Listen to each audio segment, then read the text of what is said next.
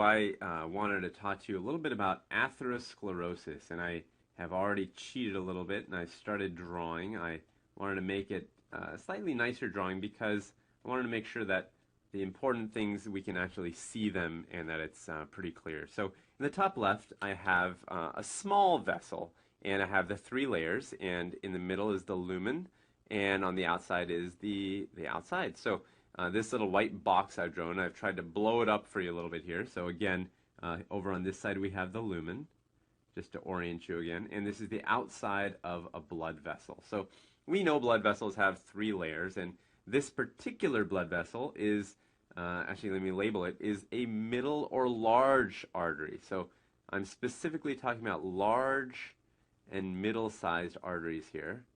And the reason that this makes a difference, I'll point it out specifically again, but there are these green little coils I've drawn here, like these little green squigglies, and this is a little protein called elastin. And I specifically want to talk about these arteries because these large and middle arteries that have in them, in the walls, elastin, are very, very susceptible to atherosclerosis, this process. And so I thought that it makes sense to point it out just so you know exactly which vessels are being affected by this process.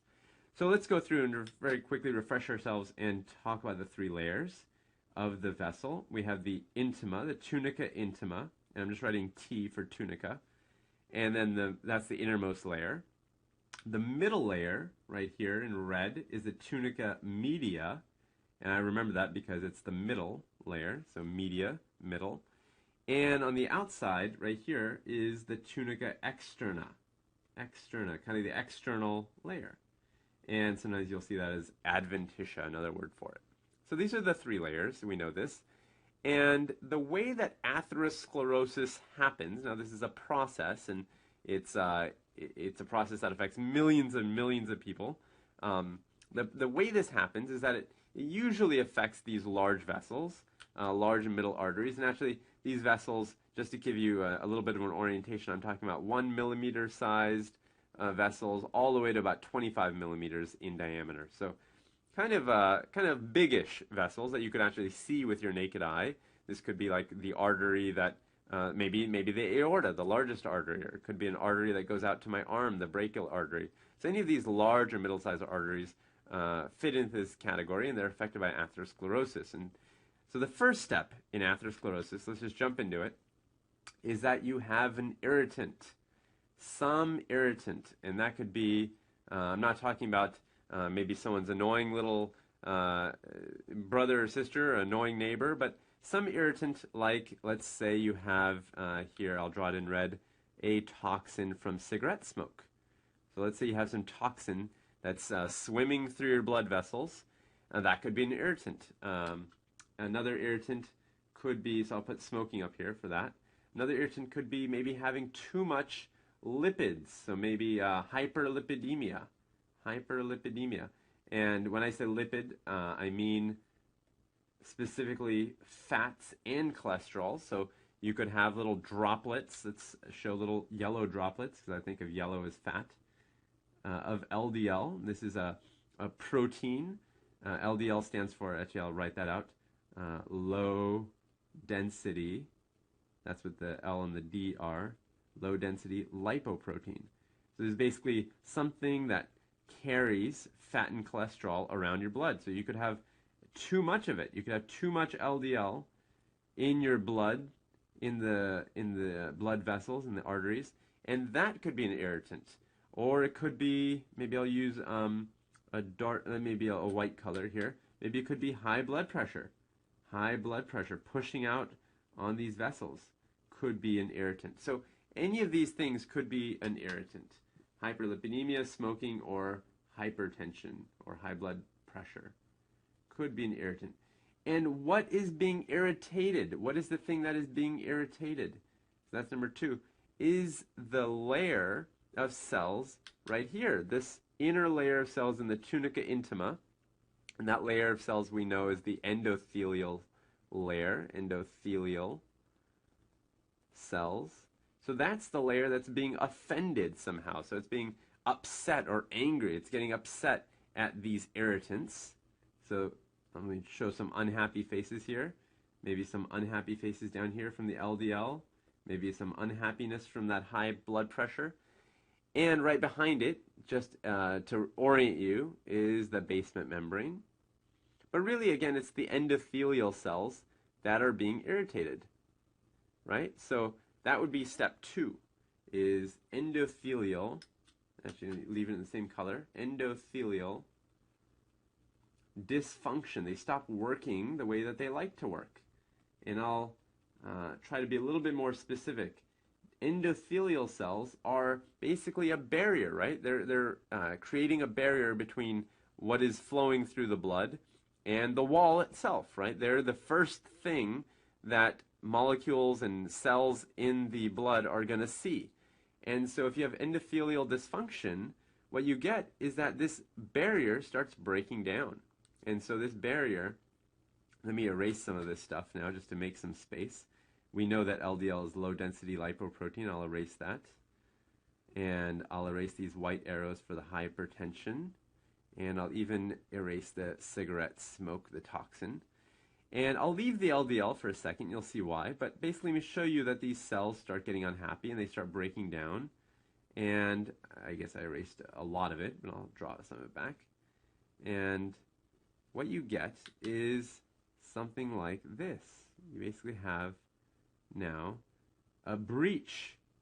A breach. So you have these cells here, but now they're letting stuff through, and the stuff that gets through primarily, and this is of importance to us, is the LDL. So even if something else was the irritant, let's say cigarette smoke was the major irritant here, and you get endothelial dysfunction from that, the next step in atherosclerosis, step 3, is LDL goes into, I'll just write into, T or tunica intima.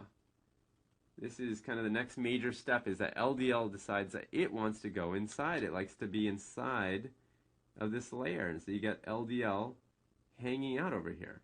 I'll just write LDL here, just so you know what we're talking about.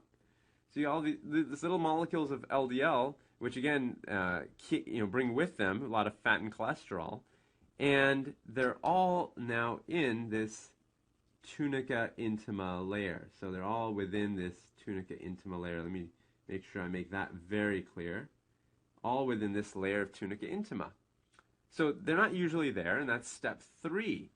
Now step 4, really, really interesting, this is where things get really kind of wild, is you have cells in your immune system that are right here, called macrophages. Macrophages. And these macrophages, they have huge mouths, and they are actually, macrophage really means big eater. So macrophage, macro, big, and phage meaning to eat. Macrophages actually swim through the blood and are patrolling the blood, almost like police officers, and they sense that, hey, something is not right with this wall, there's LDL in there, and they go in pursuit. They go after that LDL, and now they go into the wall. So now you've got LDL in the wall, you've got macrophages in the wall, and so I'm going to draw these macrophages, not to scale, because again, they're bigger than this, but they're now in the wall. They're hanging out in this area, right? And they start devouring. Again, they're big eaters, so they start devouring, gobbling up all of that fat. So this is going to get a little bit tricky, but let me try to sketch it out again up here for you. They start gobbling up fat, and they get loaded with this little fat, these little particles of LDL. So this is now LDL that's inside of the macrophage, right? And if you look through a microscope, what this might look like is, now you have to use your imagination here, but is sea foam. So if you actually go out to the sea, let's say you go to the Mediterranean Sea, and you look at sea foam, that's actually what it would look like, potentially. That's, someone thought so anyway. And so they called these cells, these macrophages that have gobbled up LDL and actually died, so this cell has now died. I'll draw little X's because it ate so much it died. These cells, they call them foam cells. Foam cells. And I'll just write a little arrow here so you know which one I'm talking about, foam cells. So if you look in the tunica intima, again, that's where all the action is, right? This is the important part here. I'll draw a box around it. That's kind of the center stage. The LDL, the macrophages that chased it down, and now the dead foam cells are all sitting here in this lake of fat.